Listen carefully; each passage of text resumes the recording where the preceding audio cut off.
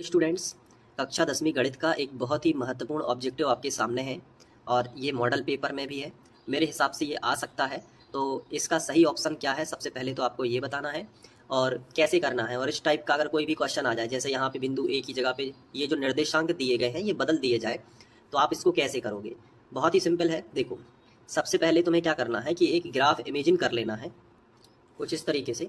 अब उसमें आपको पता है कि ये एक्स अक्ष होती है और ये वाली वाई अक्ष होती है, और यहाँ पे क्या होता है, जीरो होता है। तो सिंपली जो निर्देशांक दिए गए हैं, तो पहले नंबर का भुज कहलाता है और दूसरे नंबर का कोटि कहलाता है।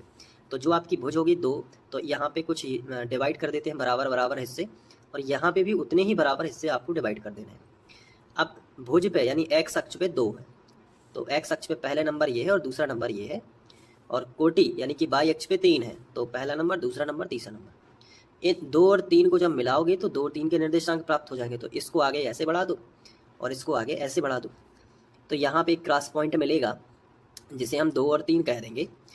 अब यहाँ पे लिखा है कि इस बिंदु की यानी 2 3 जो कि बिंदु ए है, ये जो है बिंदु ये ए है जिसके निर्देशांक 2 3 है। यहाँ पे पूछा गया कि बाई अक्ष से दूरी क्या है, तो बाई अक्ष कहाँ पे है, ये है। तो बाई अक्ष से दूरी कितनी है, ये वाली। तो इसका मान कितना है, तो इसका मान जितना मान यहाँ पे है उतना ही मान कहाँ आ जाएगा, यहाँ पे। और ये तो 1 और 1 2 तक है, तो इस बिंदु की बाई अक्ष से दूरी कितनी होगी, 2। तो इसका करेक्ट आंसर क्या हो जाएगा, 2। बाई अक्ष से दूरी क्या है, 2 है।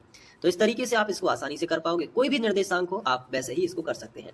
और ऐसे ही ऑब्जेक्टिव क्वेश्चन देखने के लिए काफ़ी इंपॉर्टेंट जो चीज़ें मैं ला रहा हूँ, मॉडल पेपर के ऑब्जेक्टिव चुन चुन के आपके लिए ला रहा हूँ, तो आप इनकी तैयारी अच्छे से कर सकते हैं, बहुत ही शॉर्ट तरीके से, बहुत ही आराम से।